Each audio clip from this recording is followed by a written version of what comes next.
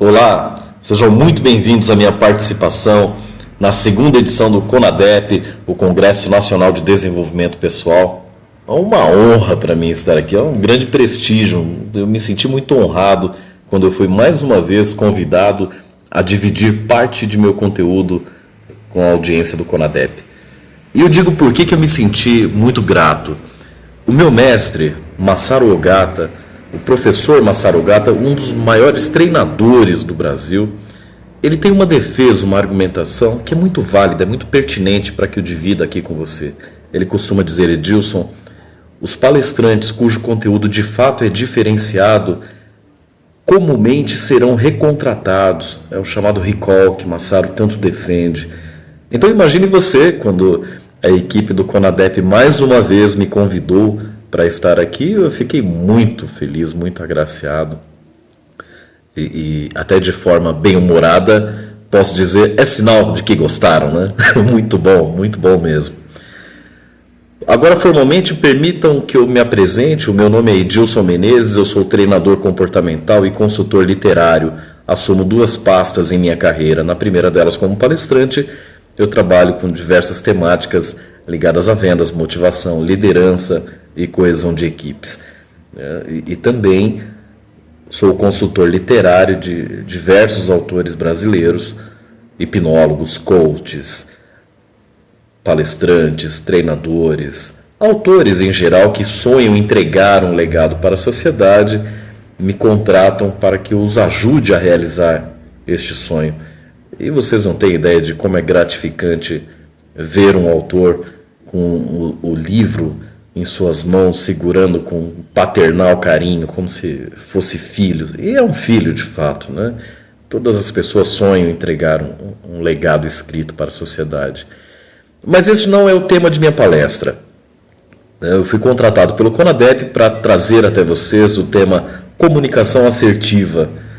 E para isso, eu quero, antes de mais nada, dividir com vocês um texto que eu sempre divido no Instituto de Formação de Treinadores, o IFT, do professor Masaru Ogata. É um instituto que forma os novos treinadores capazes de transformar esse planeta. Então, sempre que eu vou até lá ministrar uma palestra, eu divido com eles esse texto que eu vou dividir agora com vocês, por conta de seu conteúdo totalmente associado e conectado com a proposta da comunicação assertiva a favor dos nossos negócios, a favor de nosso desenvolvimento. O nome deste texto é Inspire-se por Identidade ou Entre na Fila dos Queixosos. Você já ficou diversos minutos diante do computador para criar um e-mail ou meros votos de felicitações a alguém que aniversariava e frustrou-se sem saber por onde começar? Então ouça esse artigo. Há quem acredite que inspiração seja coisa de poeta e também quem a defina tão simploriamente quanto possível, associando a expressão ao processo de sucção do ar para dentro do organismo. A prova disso é que quando alguém tem uma grande ideia, um pensamento típico de renomados filósofos, rapidamente surge quem lhe diga, estava inspirado hoje, hein? Ou eventualmente não precisamos de ninguém para fazê-lo. Nós mesmos fazemos este papel e pensamos, nossa, hoje eu estava inspirado. Agora responda sinceramente, quantas pessoas você conhece que assumem por identidade, eu sou inspirado ou inspirada? Pensemos, estar é uma condição temporária, depende de sua disposição, motivação e outros predicados.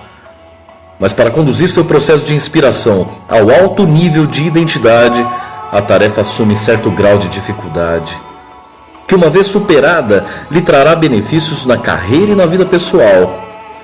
Inspirar-se é um processo motivacional. Desejar a inspiração como parte de sua essência, mas sair de casa reclamando das tarefas e do labor por vir, é uma das maiores contradições já criadas pelo ser humano.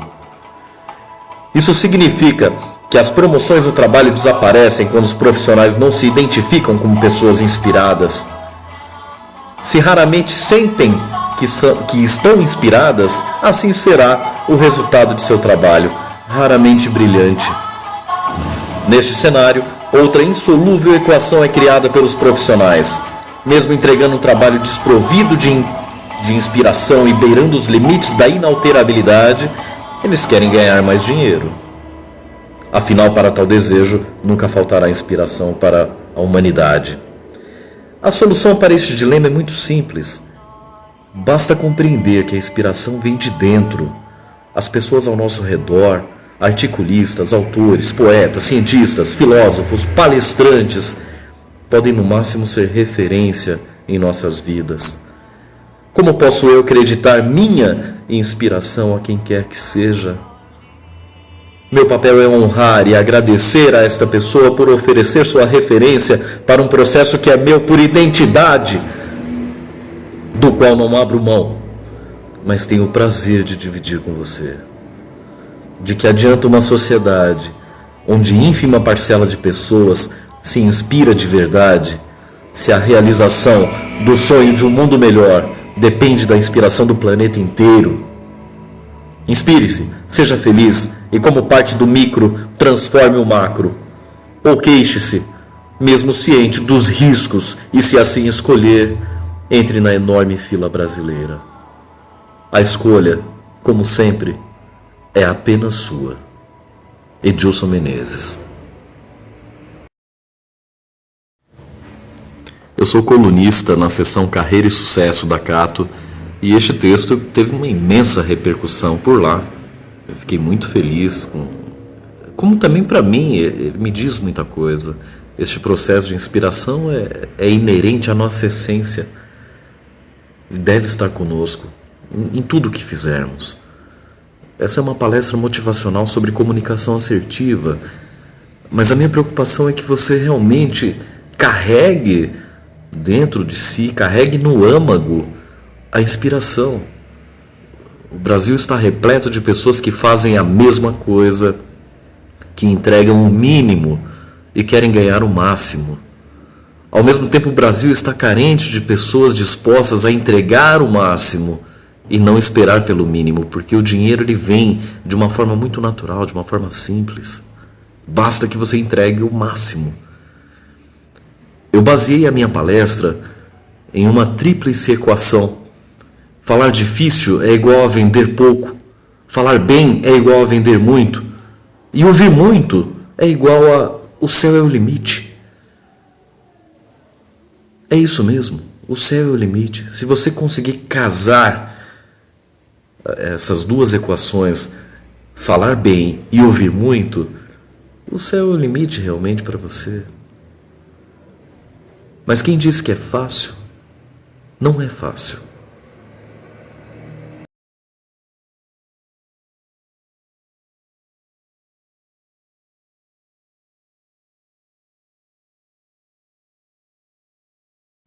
Você deve ter reparado que eu já comecei a falar sobre vendas em uma palestra de comunicação assertiva.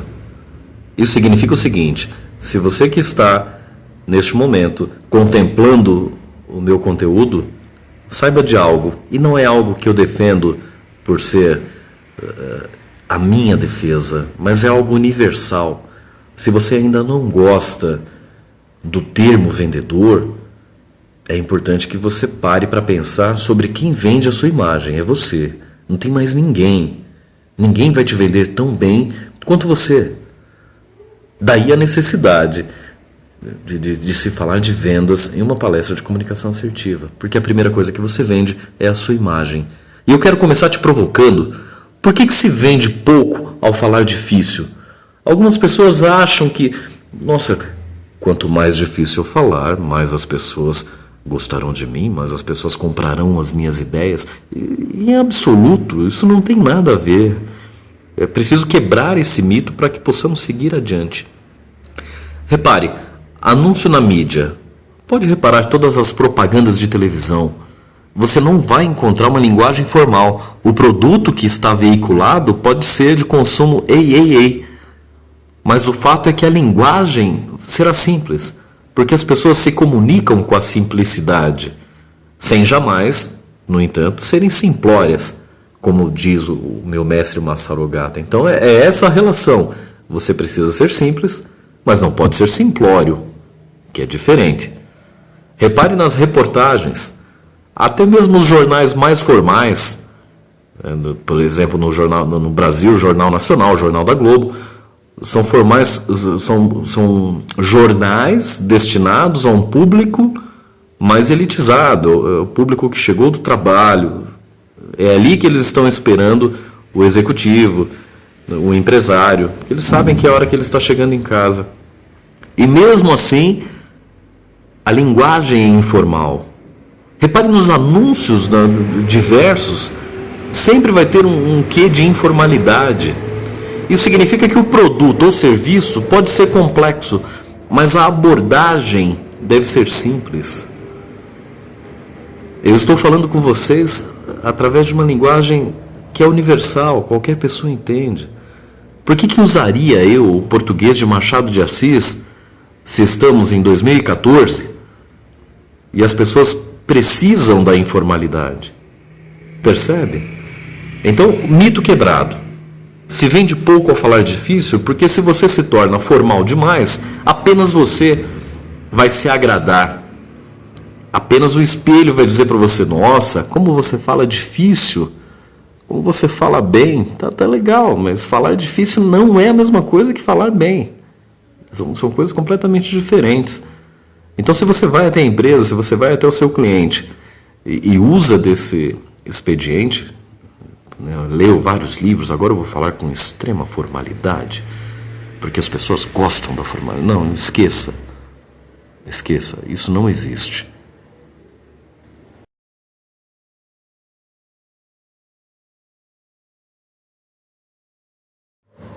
E ao mesmo tempo, por que se vende muito quando se fala bem? E falar bem é um conjunto de ações. Você tem 2 canais, 2 ferramentas, recursos que podem ajudar com muito potencial a arte de falar bem. É a literatura mais a arte escrita, ou seja, é a quantidade de material que você devora, de livros que você devora, mais a quantidade de ocasiões nas quais você pratica. E como a gente pratica aquilo que lê? Quando escreve. Significa que se você escreve pouco, você não tem prática. Se você não tem prática de escrever, você tem também uma dificuldade natural na hora de compor as palavras, porque o seu cérebro ele funciona através da composição versus o que foi aprendido ao longo de sua vida, versus o que você tem para oferecer de conteúdo. Isso significa que o despertar da criatividade e do poder persuasivo, do poder de convencer pessoas, ele depende pura e simplesmente de uma função neurológica. Se você está ansioso, naturalmente o seu cérebro vai ter dificuldade para criar, para fazer com que você se relacione bem, para fazer você vender o seu peixe da maneira como você gostaria. Ao mesmo tempo, por que o céu é o limite quando se ouve muito? Quem ouve, e é aí que está o segredo, quem ouve muito tem tempo para respirar. Olha só como é tríplice também esta equação. Quem ouve muito tem tempo para respirar. Ao respirar sem ansiedade, o seu cérebro vasculha as melhores argumentações possíveis, o que você tem de melhor. Ele começa a calcular. E em seguida, o próximo passo, quando finalmente você fala, a comunicação assertiva lhe garante sucesso. É simples assim, mas não é fácil, como eu disse antes. Simples fácil não. Porque primeiro você vai ter de ser dotada da resiliência para encarar, mesmo quando não estiver afim, com uma quantidade absurda, uma quantidade grande de livros. Você vai ter que ler, não tem outro jeito. Para melhorar a comunicação, para tornar a sua comunicação digna da comunicação de grandes apresentadores, de grandes formadores de opinião, você vai ter de ler. Não há outro jeito, não tem outra fórmula. As pessoas ficam quebrando a cabeça, fazem 4, 5 formações acadêmicas. E é legal, porque é importante, é salutar que você invista em sua educação acadêmica, mas também é muito saudável que você se preocupe com a educação alternativa. E a educação alternativa só está disponível nos livros ou em treinamentos. Na faculdade você não vai ouvir Tejon, você não vai ouvir Cortella. Se você fizer USP, você vai ouvir Clóvis de Barros Filho. Do contrário, você também não vai ter o conteúdo dele.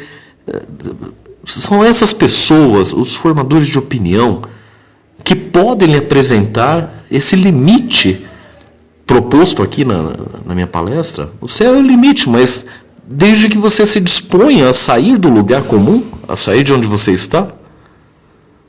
Do contrário, não há como dar um único passo, fica mais difícil. A grande pergunta que talvez você possa se fazer é a seguinte: quantos livros eu leio por mês? Se a sua resposta é 1, eu vou lhe dizer que é pouco. Se a sua resposta é 2, eu vou dizer que você está num caminho legal. Se a sua resposta é 5, olha, parabéns, esse é o caminho. Eu tenho certeza de que você é um excelente comunicador ou uma excelente comunicadora. Agora, se a resposta é nenhum, se você não lê um livro por mês, como é que você espera alcançar esses limites? Como é que você espera realizar os seus sonhos? É difícil. 5% das pessoas nesse planeta são dotadas de sucesso. Entreviste cada uma delas, pergunte para elas se elas tinham o hábito de ler, e você vai ver que a resposta é unânime. Todas elas liam muito. Não liam no passado, não. Todas elas leem muito. Este é o real segredo. Quando você lê demais, você prepara o seu cérebro para uma função culta. O seu cérebro ele está totalmente comprometido em levar a sua comunicação para um ambiente externo de uma forma que seja encantadora, que atraia, que as pessoas queiram te ouvir. Este é o segredo. Mas se você não lê, você fala, poxa, mas eu tenho um conteúdo de vida, eu tenho um conteúdo de vida muito grande, mesmo não lendo. É lógico que tem, não resta dúvida. Quando as pessoas me perguntam assim, Edilson, eu gostaria de escrever um livro falando sobre a minha vida, o que você acha? Eu sempre respondo para as pessoas, é sucesso? Como é que um livro que narra a sua própria história, a condução de sua própria vida, haverá de ser um fracasso? É sucesso. A diferença está, talvez, a diferença entre sucesso e fracasso numa obra dessa é simplesmente a maneira como a técnica, a maneira como a história é contada. Apenas isso, mas é garantia de sucesso. A sua vida dá um livro. Se você não pensou nisso ainda, pense. Mas para que a sua vida dê um bom livro, um best-seller, é importante que ela tenha conteúdo. E o conteúdo você não vai encontrar na televisão, você não vai encontrar no lazer. O conteúdo está atrás das páginas. Atrás das páginas. Muito bem, obrigado a você que me acompanha até aqui. Se você for até o final do conteúdo, já é um bom sinal de que há disposição para mudanças. Muito legal. Obrigado pela companhia. A parte 2 de minha palestra, os segredos da arte escrita, como um pilar para a comunicação assertiva, eu quero compartilhar com vocês o meu processo. Eu fui pioneiro em uma arte, eu desenvolvi uma técnica que batizei como revisão artística. Isso teve uma repercussão muito grande, eu já fui convidado para dar entrevistas, eu consegui novos clientes, contas muito grandes, pessoas renomadas no Brasil já fazem revisão comigo, já fazem a revisão artística comigo. Inclusive eu sou revisor da editora Ser Mais, de Maurício Cita, por quem eu tenho muito carinho, são pessoas sensacionais e aliás uma editora que eu indico com muita segurança para você começar os seus primeiros passos na literatura. Acho que é um bom caminho. E por que eu escolhi falar da arte escrita como pilar da comunicação? Porque tem uma relação cíclica na barreira do tempo que pode te levar ao sucesso, mas depende de como você escreve. Porque se você não reparou ainda, em todos os momentos na sua vida você vai precisar dominar a arte de escrever. Quando jovem você quer a faculdade dos sonhos e você vai ter que passar por um processo de redação. Quando você vai procurar o seu primeiro trabalho, novamente esse processo de redação aparece antes da dinâmica de grupo. E se ali você não se destaca, você não passa para a próxima fase da seleção. Depois, mais amadurecido, talvez você queira escrever um livro. E se você não domina a arte de escrever, você não vai escrever a sua obra, não vai deixar o seu legado para a sociedade. E mais importante que isso, repare no seu dia a dia. É a minha preocupação, o seu dia a dia. Porque você pode ser feliz a longo prazo, mas é importante que você seja feliz todos os dias. E por que eu estou dizendo isso? Repare, as pessoas estão se comunicando mal. Já reparou na sua empresa aquele bate-boca por e-mail? Um envia e-mail para o outro e não escreveu direito, a pessoa entendeu da forma como quis e copiou o primeiro líder, depois copiou o segundo líder, daqui a pouco o presidente da empresa está copiado, aquele bate-volta de e-mail, um xingando o outro, um incomodado com o outro, um exigindo a demissão do outro. Esta é a razão pela qual eu digo que você deve ser feliz todos os dias. Mas para que você seja feliz diariamente, você tem que deve dominar a maneira como você escreve para as pessoas. Nós vivemos em um tempo na era digital, é um tempo onde a maior parte da comunicação, pelo menos a comunicação em massa, ela é feita através de e-mails, de redes sociais, de mídias diversas, mas sempre escritas. E quando chega esse momento, é extremamente importante que você domine. É muito importante. A barreira cíclica do tempo, ela pode lhe trazer uma colheita de resultados muito boa, desde que você se preocupe com as questões que estão ao redor dessa barreira cíclica do tempo. Primeiro, que você tenha fé, compromisso e coragem, né, para que você possa colher os seus resultados. As escolhas e alianças que você faz, elas têm um papel determinante. A flexibilidade, o caráter, a resiliência é quase desnecessário dizer. Mas tem algo que é fundamental nesta relação cíclica, e é a doação ao ser humano. Você tem que doar. Parte do que você faz na sua vida tem que ir para o universo. Como que eu estou fazendo aqui, neste exato momento? Eu estou compartilhando conhecimento sem nenhuma pretensão financeira. Porque eu posso fazer isso. Mas não apenas eu posso, você também pode. Vocês devem ter reparado que eu comecei nessa relação cíclica a favor do tempo falando de fé, compromisso e coragem. Mas como a relação é cíclica, na procura da colheita dos resultados, tanto faz, fica a seu critério. De repente você quer começar com a doação ao ser humano e ao universo, perfeito, comece por aí. Você quer começar pelas escolhas e alianças que você vai fazer, perfeito, também pode começar, não tem problema. Agora o que deve estar enraizado é flexibilidade, caráter e resiliência. Isso deve ser parte da raiz mesmo. Paulo Silveira, um amigo conferencista, ele tem uma definição muito interessante sobre a diferença entre parceria e aliança. Uma vez ele me falou sobre isso, ficou marcado, eu nunca mais esqueci. O parceiro sempre vai querer algo em troca. A aliança não, a aliança ela é mutuamente enriquecedora. Ambos ganham de alguma forma.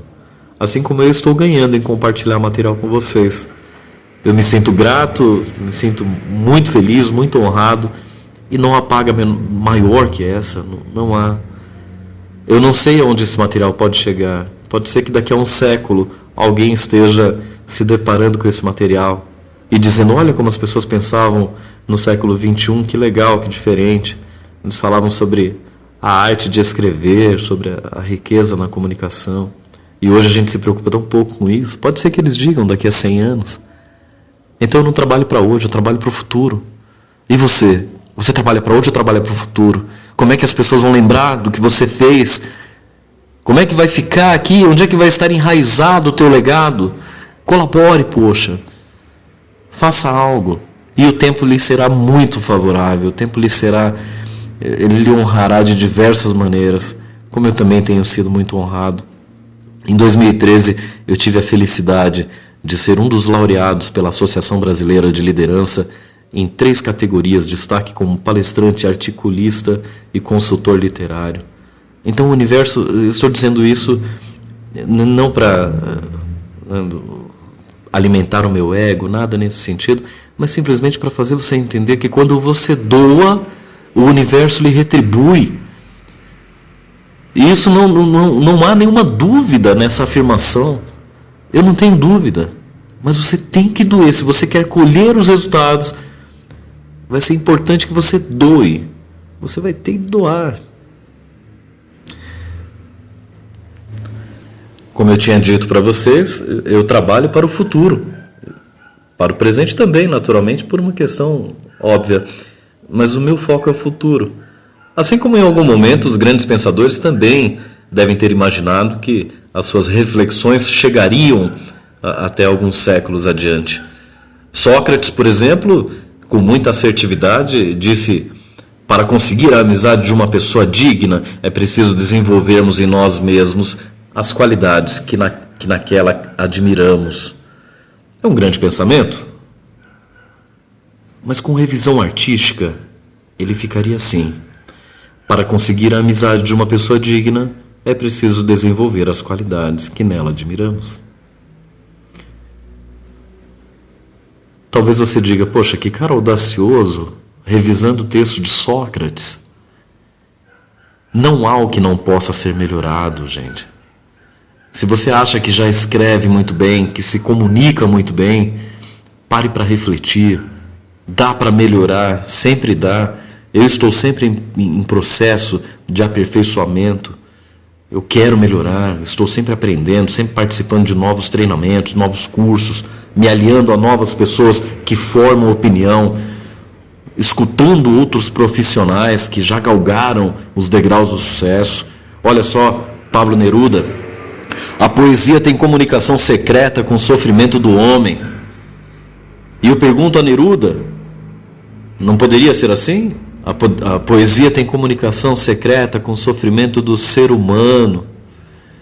Mas eu não culpo Neruda, um grande poeta. É que ele viveu uma sociedade mais machista.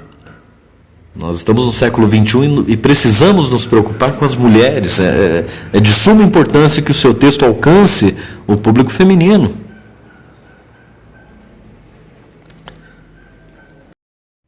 E olha aí o nosso grande Platão: não há ninguém, mesmo sem cultura, que não se torne poeta quando o amor toma conta dele. E se ficasse assim, Platão? Todos, mesmo sem cultura, se tornam poetas quando o amor toma conta da alma. Repare na diferença, tem leveza. Depois, se você quiser, eu passo esse material para você, para que você possa treinar em casa.